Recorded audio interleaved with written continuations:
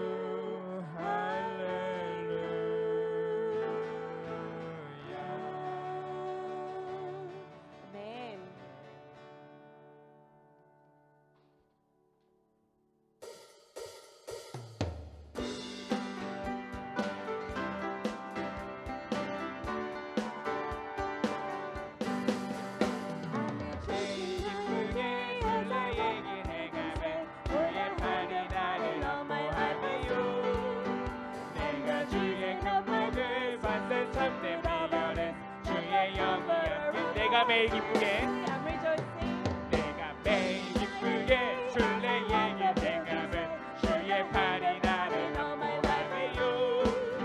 내가 주의 기쁨을 받는 참된 비결은 주의 영광을 외함이라. 성령의 계시네 할렐루야 함께 하시네. 길을 걸으며 항상 기뻐하며 주의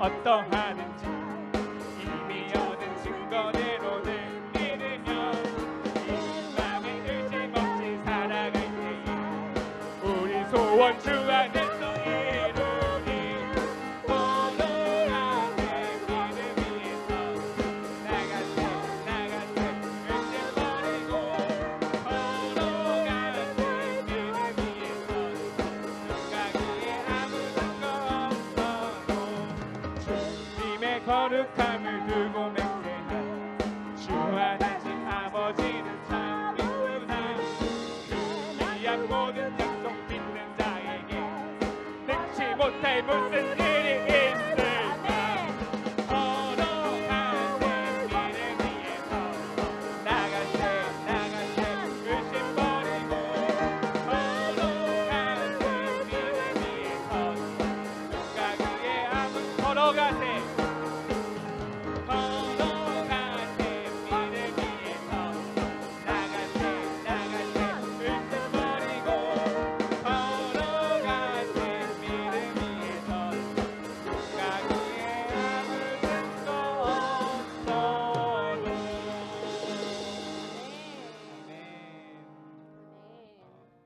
저희가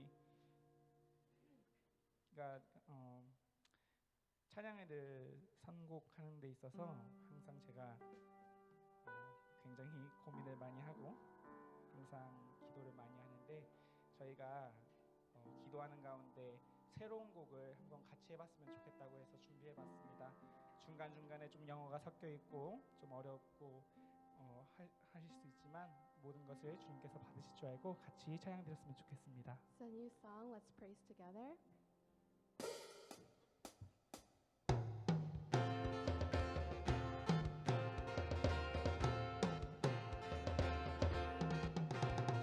깊은 계곡에서도 높은 산에서도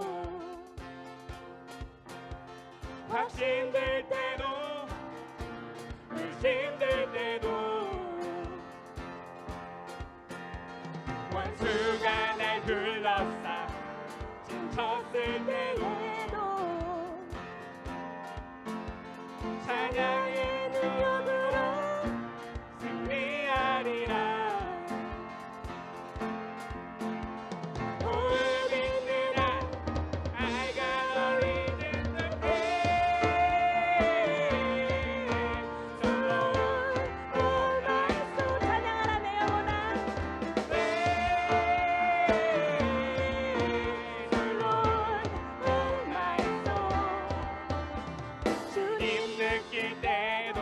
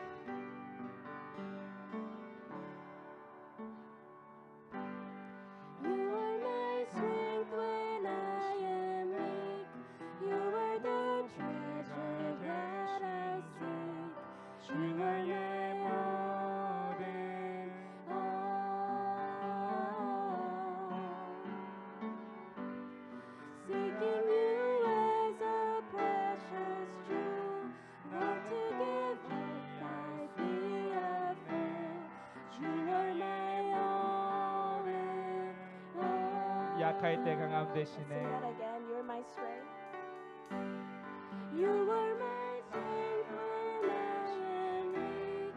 You are the treasure that I seek. You are my all in all. Treating you as a precious jewel, not to be bought by fee or thrill. You are my all in all. 예수 어린 양.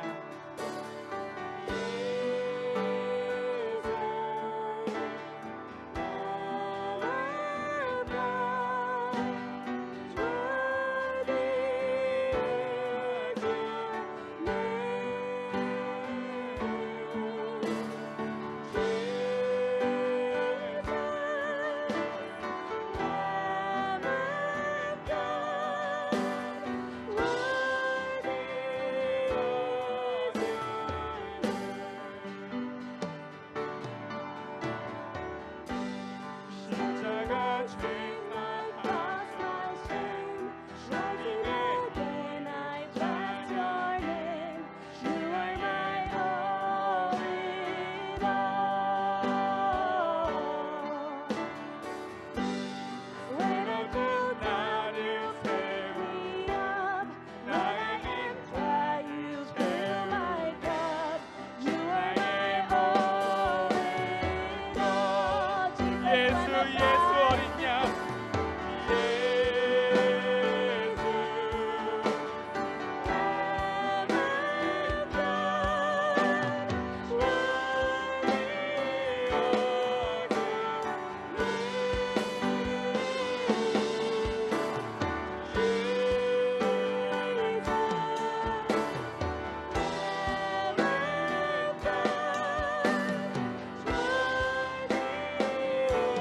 조용히 고백해 볼까요? 예수 어린 양.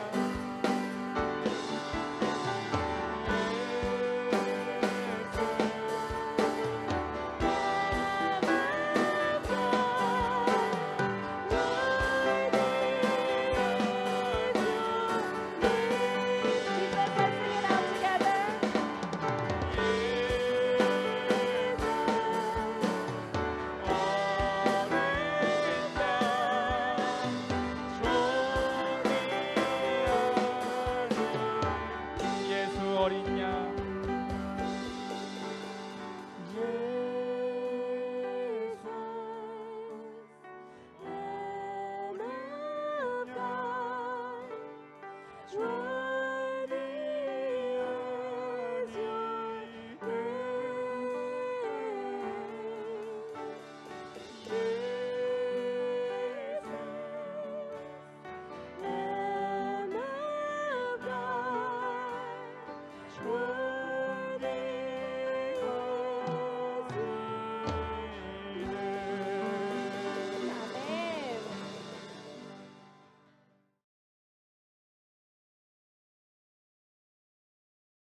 예전에 흥미로운 설문조사가 있었습니다. 한 여론 기관이 1000명, 일반인 1000명을 상대로 다음과 같은 질문을 했습니다.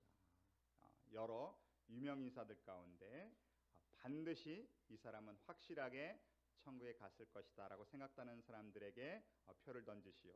그리고 여러 명의 유명 인사의 이름을 이제 열거해 놓은 겁니다.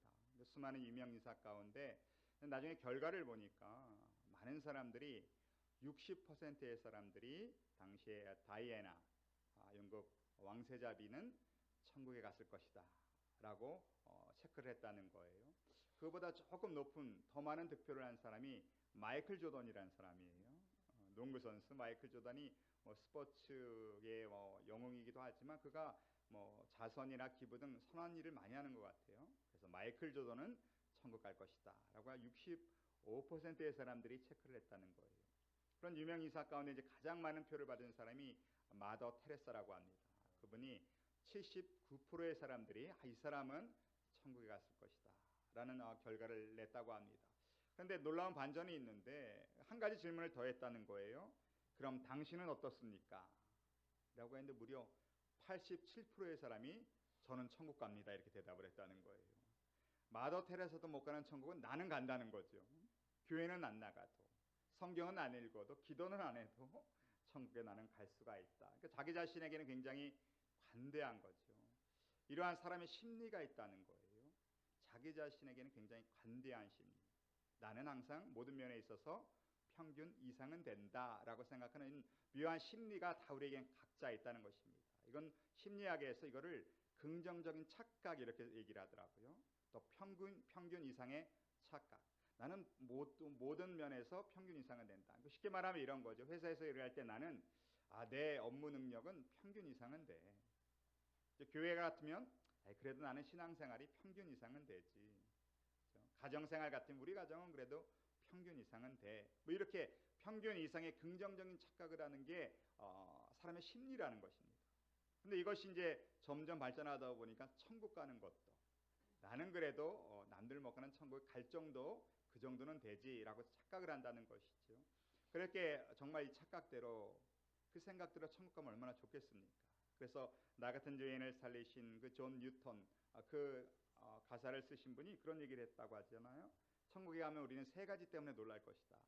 첫 번째가 꼭 천국에 왔을 것이라고 생각하는 그분이 안 계셔서 놀랄 것이고, 두 번째는 그 사람은 당연히 천국과 상관없지 했던 그 사람이 와 있어서 놀랄 것이고, 세 번째가 그 천국에 진짜 내가 왔다는 것에 놀랄 것이다.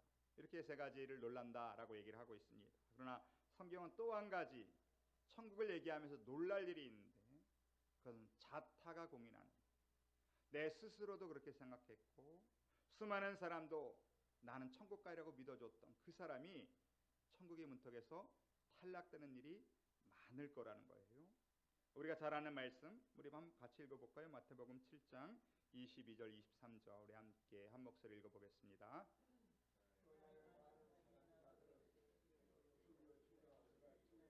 선지자 노릇을 하며 주의 이름으로 귀신을 쫓아내며 주의 이름으로 많은 권능을 행하지 아니하였나이까 하리니 그때 내가 그들에게 밝히 말하되 내가 너희를 도무지 알지 못하니 불법을 행한 자들아 내게서 떠나가라 하리라. 그날은 언제입니까? 하나님의 심판 앞에 서게 되는 날. 근데 그날에 한두 사람이 아니라 많은 사람이 이런 일을 당할 거라는 거예요. 나더러 이르되 주여 주여, 우리 주님의 이름을 두 번이나 연속으로 부를 정도로. 그럼 믿음이 굉장히 좋다는 얘기예요. 그냥 주님이 아니라 주여 주여 할 정도로. 그 믿어온 좋은 사람이고 그가 말하기를 우리가 주의 이름으로 선지자 노릇하며, 선지자 노릇이라는 것은 예언 사역을 했다는 거예요. 물론 하나님의 예언은 점쟁이 같은 예언이 아니라 하나님의 받은 말씀을 대언하는 게 예언이에요. 말씀을 선포하고 예언 사역을 했던 분입니다. 심지어 주의 이름으로 무엇도 쫓아내요? 귀신도 막 쫓아내요. 또 주의 이름으로 뭐도 합니까? 권능도 행해, 기적을 일으켜요. 놀랍지 않습니까? 주의 이름으로 말씀을 선포하고 주의 이름으로 귀신을 쫓아내고 주의 이름으로 기적을 일으키고, 이 정도의 사람이라면 당시에 최고의 부흥 강사나 위대한 대형교회 목사님 정도는 될 거예요. 모든 사람이 다 아는 사람일 거예요. 스스로도 그렇고 모든 사람이 저분만큼은 천국 가게 했던 그 사람인데, 오늘 보면 예수님이 뭐라고 얘기합니까? 나는 너를 도무지 알지 못한다. 여러분, 말씀 중에 제일 무서운 말씀 아닙니까? 그 위대하신 분이, 그 훌륭하신 분이, 기도만 하면 귀신이 나가고 기도만 하면 기적이 일어나고 기도만 하면 입만 열면 하나님의 놀라운 말씀이 선포되고 스스로도 주여 주여 주님을 불렀던 이런 사람이 천국에 못 가는데, 이런 사람이 한두 명이 아니라 많이 나타날 거라는 거예요. 왜냐하면 불법을 행했기 때문에. 불법을 했다는 뜻은 무엇입니까? 하나님의 말씀대로 하지 않았다는 거예요. 여러분, 불법을 행하는데도 기적이 나타나더라고요. 불법을 행하는데도 예언이 나와요. 불법을 하는데도 말씀을 잘 전해요. 불법을 하는데도 귀신이 쫓아가나요. 우리가 참 분별력이 있어야 되는 것 같아요. 그래, 당연히 갈 줄 알았는데 못 가는 사람들의 이야기가 성경에는 많이 있습니다. 특별히 부자들이 성경에 보면 천국 가는 게 거의 불가능한 것처럼 나와요. 물론 뭐 부자라고 다 천국 못 가는 건 아니죠. 그렇다고 뭐 가난하다고 다 천국 가는 것도 아니에요. 그래서 성경에는 부자가 성과가 얼마나 힘든지. 우리 마태복음 18장에 보면 부자 청년의 얘기가 나와요. 다른 복음서에 보면 그 청년은 젊고, 그죠? 부자였고 관리라고 나와 있습니다. 심지어 어려서부터 모든 율법을 다 지킨 사람이에요. 완벽하죠. 마가복음에 보면 그를 예수님이 사랑하셨다고 나와 있습니다. 예수님도 진짜로 그를 믿고 사랑해 주셨다는 거예요. 근데 그 청년이 예수님께서 너희 모든 것을 팔고 가난한 사람에게 나눠주고 나를 쫓으라라는 그 초대에 그 청년이 돌아갔다는 얘기예요. 안타까운 얘기죠. 그럼 부자 중에 또 천국 못 간 사람 누가 있습니까? 기억나는 사람? 그죠? 부자와 나사로. 근데 오늘 또 한 명의 어리석은 무자이가 또 나옵니다. 한번 읽어볼까요? 13절 한번 다시 읽어볼까요? 13절 다 같이 시작. 예. 무리게 한 사람. 우리 지난 주일과 이어서 생각한다면 지난 주일에 우리는 예수님께서 바리새인과 율법자들을 책망하시고 밖에 나오셨을 때 수만 명의 무리들이 예수님을 둘러쌌습니다. 그때 예수님은 먼저 제자들에게 너희는 바리새인들의 누룩 곧 위선을 조심하라. 제자들에게 지금 먼저 가르쳐주고 있는 그 상황에 수만 명의 무리 가운데 한 사람이 그 무리를 다 뚫고 예수님 앞에 나온 거예요. 예수님과의 그 1대1의 만남이 이제 시작된 거죠. 그럼 예수님과 1대1의 만남을 갖는데 이게 얼마나 위대한 일입니까? 살아계신 하나님이 육신을 입고 이 땅에 오셨을 때 그 예수님과 1대1의 만남을 갖는 이 인류 역사상 다시 있을 수 없는 이 위대한 기회. 얼마나 대단합니까? 얼마나 귀합니까? 지금은 뭐 없어진 것 같은데요. 예전에는 워렌 버핏이라고 하는 이 사람과 점심을 먹기 위해서 3시간 동안 식당에서 점심 먹는 걸 경매로 붙였던 적이 있었습니다. 그 사람과 3시간 점심 먹으려면 지불하는 돈이 어마어마해요. 지불하는 돈이. 2022년에 그 사람과 점심 먹기 위해서 지불한 돈의 액수가 경매에서 그 티켓을 딴 사람이 얼마를 지불했냐 하면 1,900만 불을 지불했습니다. 273억 원을 내고 그 사람과 3시간 점심을 먹었습니다. 근데 만나서 뭘 물어볼 것 같습니까? 그 사람한테 어떻게 하면 돈을 법니까? 1,900만 불이 있으면 그 생각 안 할 것 같은데 저는 그렇죠. 1,900만 불인데 그냥 그거 갖고 살면 될 텐데 그걸 점심값으로 내고 어떻게 하면 돈을 더 벌 수 있습니까? 근데 사람의 이 돈에 대한 집착이 굉장히 강한 것 같아요. 오늘 이 한 사람 그 무리 온 수만 명의 무리를 뚫고 예수님께 나와서 지금 예수님이 말씀을 가르치는데 그걸 방해하고 예수님께 물어본 질문이 뭐냐 하면 내 형을 명하여 유산을 나와 나누게 해주세요. 그 위대하신 하나님 앞에 나와서 그 한순간 유일한 그 순간에 물어본 질문이 형이랑 좀 유산 좀 더 많이 갖게 해주세요 라는 질문을 했다는 것입니다. 뭔가 형과 유산을 나누는 데서 억울한 일이 있었던 것 같아요. 여기 보면 아마도 이 사람은 형제가 딱 둘이었던 것 같아요. 형과 나. 근데 유대 율법에 보면 유산을 나눌 때 하나님께서는 장자에게는 다른 형제보다 2배를 주라고 말씀하셨어요. 다른 형제보다 2배를 장자에게 줘라. 그렇게 보면 지금 이 두 형제라면 형은 유산의 3분의 1을 갖는 거고 나는 3분의 1만 갖는 거예요. 억울할 수도 있겠죠. 그렇죠? 형은 조금 더 먼저 태어났다는 이유로 3분의 2를 갖고 나는 3분의 1을 갖고 억울할 수가 있을 것 같긴 한데 하나님은 왜 장자에게 유산의 3분의 2를 장자 형에게 주라고 얘기했을까요?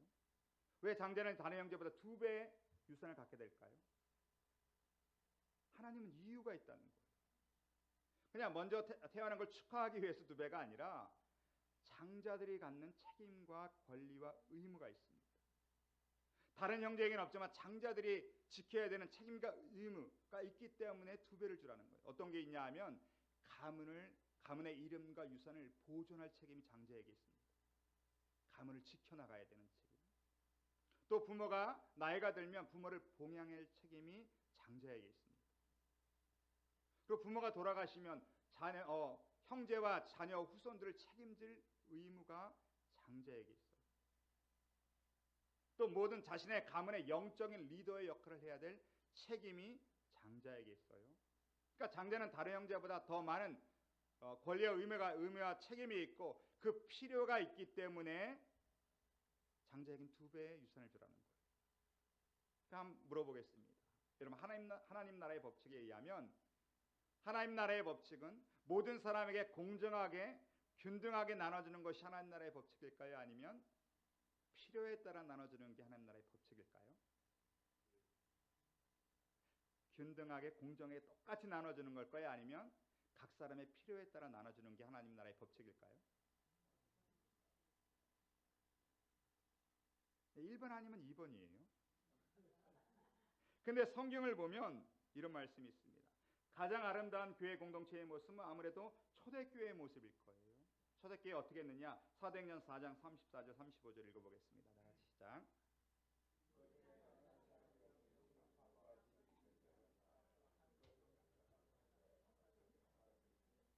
그들이 각 사람의 필요를 따라 나눠줍니다. 우리 현대적 인간의 가치관으로 볼 때 어쩌면 이해가 안 될 수도 있어요. 근데 초대교회는 내 것이지만 나의 것을 팔아서 교회에 다 갖다 놓으면 각 사람의 필요에 따라 나눠준 것이 서로 이것이 인정이 되고 기뻐하고 감사했다는 거예요. 물론 내 것이지만 나는 여유가 있어요. 근데 저 사람은 너무 없어요. 그럼 내 것을 그 사람이 쓰는 것을 기뻐했다는 거예요. 어디 내 것에 손을 대가 아니라 내 것이었지만 없는 사람이 쓰면 그걸 기쁨으로 여기는. 그럼 이게 인정되면 이게 곧 천국이 된다는 거예요. 아주 예전에 저 어릴 때 라면 선전 하나가 있었어요. 형님 먼저 아우 먼저. 젊은 분들은 모르실 거예요. 진짜 50년 됐대요 그 선전이. 근데 그 선전을 보면 두 명의 당시에 유명한 코미디언 두 분이 나오셔서 가운데 라면 한 것을 넣고 서로 밀고 당겨요. 형님 먼저 드세요. 아우 먼저 드세요. 형님 배고프시잖아요. 형님 똑같이 배고팠겠죠. 근데 그걸 한 그릇을 넣고 밀고 당기는. 근데 그게 많은 사람들에게 감동을 줬다는 거예요. 나도 배고프지만 필요에 따라 형님을 먼저 드리고 싶어서. 겨우 라면 한 그릇이지만 아우가 필요하기 때문에 아우 주려고 하다 보니까 라면 한 것을 가지고도 천국을 만들더라는 거예요. 라면 한 것까지도 얼마나 서로의 필요를 채워주고 싶으니까. 근데 오늘 보면 이 두 형제는 어떻습니까? 어떤 사람은 라면 갖고도 천국을 사는데 이 사람은 거대한 유산을 갖고도 지옥을 살고 있다는 거예요.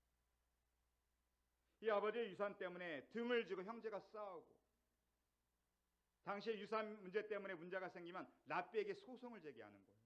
그래 그 방법대로 지금 예수님에게 나와서 소송을 제기하는 겁니다. 서로 수하고 난리가 났다는 거예요. 지금 어떤 사람들은 라면 한 그릇으로 천국을 사는데 지금 거대한 유산을 갖고 지금 지옥을 살아가는. 그 예수님께 이 문제 좀 해결해 달라고 나왔을 때 예수님이 뭐라고 대답하셨습니까? 14절 15절 읽겠습니다. 다 같이 시작.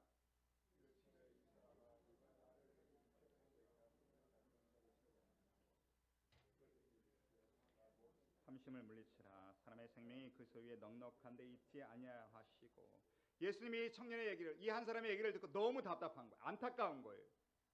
그 수만 명의 무리를 뚫고 말씀을 증거하시는 예수님을 방해하면서까지 물어본 질문이 뭐냐? 어떻게 하면 저 돈 좀 많이 가질 수 있을까요? 예수님이 너무 안타까운 거예요. 이 중요한 순간에 이 안타까운 시간에 그래서 예수님 뭐라고 말씀하십니까? 이 사람아, 누가 나를 너희의 재판장으로 세웠냐? 이 사람아, 누가 나를 물건 나누는 자로 세웠냐? 내가 이 땅에 온 이유가 이거 해주러 온 게 아니라는 거예요. 그리고 말씀하실 때 15절을 보면 삼가 모든 탐심을 물리치라. 탐심이 뭡니까? 저 필요한 것 이상을 욕심내는 것이에요. 내게 있는 것은 감사할 줄 모르고 내게 허락되지 않은 것을 요구하고 욕심내는 게 탐심이라는 거예요. 이걸 물리쳐야 된다는 거예요. 이걸 절제할 줄 알아야 된다는 거예요. 욕심 자체, 돈 자체는 나쁜 게 아니에요. 그러나 탐심을 내면 죄의 길을 간다는 거예요. 사람이 왜 망합니까? 욕심 때문에 망하는 거예요. 제가 욕심이 잉태하면 죄를 낳고 제가 장성한 적 사망을 낳는. 사람의 욕심에 뭐가 먼다고 얘기해요? 눈이 먼다고 얘기하잖아요. 눈이 멀면 길이 안 보여요. 그러니까 죽는 거예요. 욕심이 가득 차면 갈 길이 안 보여요. 하나님의 길이 보이지가 않아요. 그러니까 사망의 길로 갈 수밖에 없는 거예요. 탐심의 모든 탐심, 돈뿐만이 아니라 모든 게 다 그렇다는 거예요.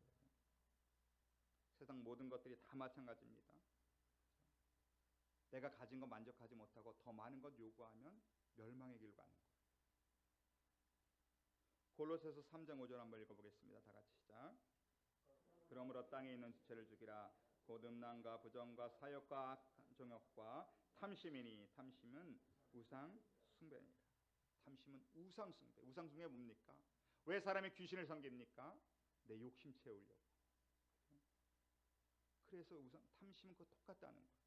우상 숭배하면 멸망의 길로 갈 수밖에 없는 거예요.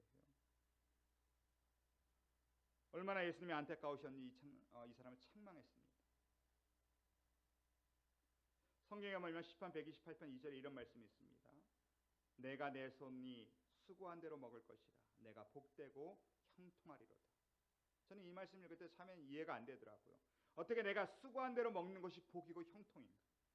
우리는 복이고 형통이라 그러면 그죠? 내가 수고한 것보다 훨씬 많이 얻어야 복 받았다고 생각하잖아요. 수고한 것보다 훨씬 많이 가져야 형통하다고 생각하잖아요. 그래서 성경은 너가 수고한 만큼 먹는 게 복이라는 거예요. 그냥 그 이상의 것을 요구하는 게 탐심이라는 거예요. 땀 흘리지 않고 내가 노력하지 않고 더 많은 것을 갖고 원하는 것이 그게 탐심이고 그게 탐심에 빠지면 멸망의 길로 간다는 것입니다. 사람의 생명이 너의 소유에 많고 적음에 달려있지 않다. 여기서 생명이라는 것은 하나님의 생명 곧 영생을 가리키는 거예요. 정말 중요한 영생은 너의 소유와 상관이 없다는 거예요. 우리 16절 17절도 읽어보겠습니다. 16절 17절 다 같이 시작. 소질이 풍성함에 신중히 생각하여 이르되 내가 곡식 쌓아둘 것이 없으니 어찌할까 하고. 이해시키기 위해서 예수님이 한 가지 예를 드십니다. 한 부자가 그 밭에 소출이 풍성함에. 어느 한 부자가 있는데 이 밭이란 말은 원어의 의미는 도시 전체를 얘기하는 거예요. 이 사람의 재산이 보통 사람이 아니라 한 마을 도시를 다 갖고 있는 엄청난 대지주죠. 그냥도 엄청난 부자인데 그 밭에 소출이 풍성하여졌어요. 감당할 수 없을 만큼 소출이 생겼습니다. 그러니까 돈벼락을 또 맞은 거예요. 그러지 않아도 부자인데 엄청난 돈벼락을 맞았어. 여러분 이러면 어떨 것 같습니까? 네. 근데 이 부자는 보니까 그것 때문에 고민하기 시작했다는 거예요. 걱정하기 시작했다는 거예요. 어떤 걱정입니까? 심중에 생각하여 이르되 뭐라고 얘기합니까? 내가 곡식 쌓아둘 곳이 없으니 어찌할꼬. 곡식 쌓아둘 데가 없다는 거예요. 우리도 어찌할꼬 고민하죠? 우린 쌓아둘 곡식이 없어서 걱정하는데 이 친구는 아주 곡식을 쌓아둘 데가 없어서 걱정하는 거예요. 이렇게 이것 때문에 걱정하고 근심하는. 어찌할꼬 어떻게 해야 되나? 여러분 같으면 어떻게 하겠습니까? 뭐 이렇게 감당할 수 없는 이 수많은 돈이 들어왔다. 쉽게 말하면 복권이 맞았다. 생각지도 않았는데 복권이 맞았어요. 어찌할꼬 이걸 어찌할꼬 그죠? 이것 때문에 우리 복권 안 사는 거 아닙니까? 이런 일 생길까봐. 어떻게 얼마나 고민되겠어요. 근데 어떻게 잘못해서 샀는데 맞았어 이게 또. 여러분 어찌할꼬 고민할 때 여러분 어떻게 하시겠습니까? 여러분 같으면. 고민하고 계시는 거예요. 이건 그냥 상상이에요, 상상. 고민 안 하셔도 돼요. 그런 일이 안 일어나니까 걱정하지 마시고. 우리 같으면 어떻게 하면 돼요? 네. 하나님께 바치면 되잖아요. 네. 세금 떼고 내가 필요한 것이 하나님께 드리면 되잖아요. 또 가난하고 어려운 사람 도와주면 되잖아요. 그럼 간단하잖아요. 근데 이 사람, 이 부자는 어떻게 했습니까? 우리 이 사람이 고민 끝에 내린 결론이 있어요. 18절, 19절 읽어보겠습니다. 다 같이 시작.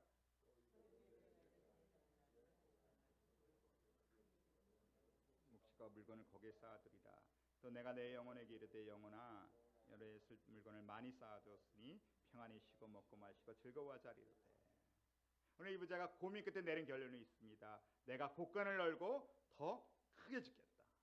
얼마나 많으면요 곡간 한두 개 더 줘서 될 문제가 아니에요. 지금 아예 다 헐어버리고 새로 줘야 돼.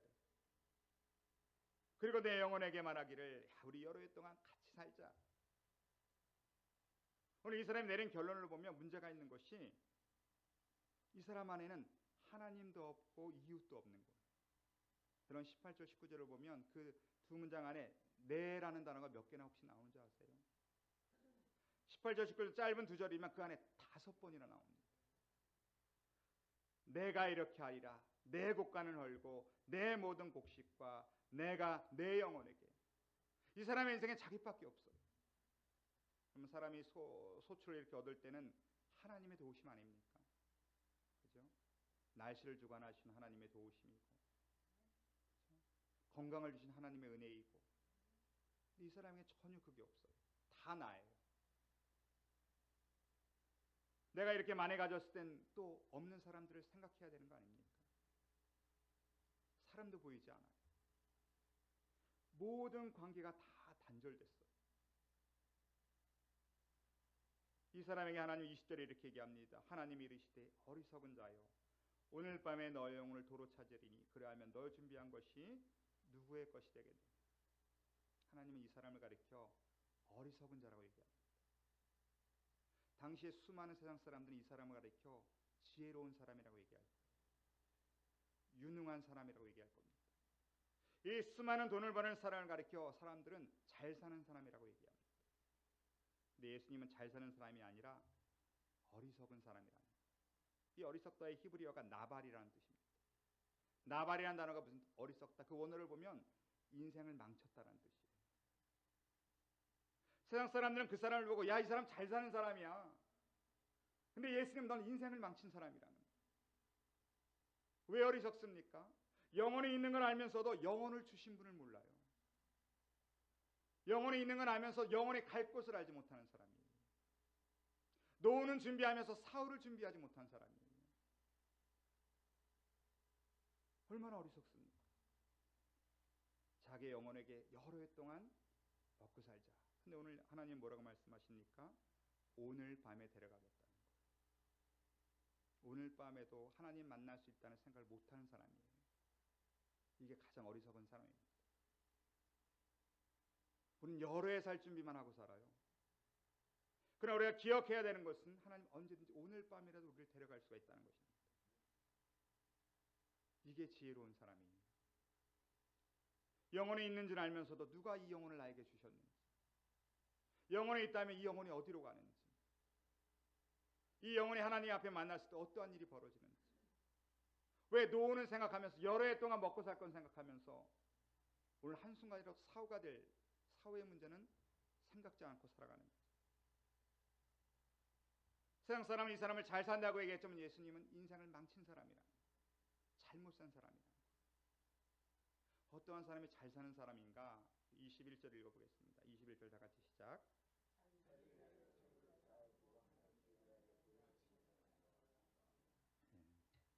세상은요, 돈 잘 버는 사람을 잘 산다고 얘기해요.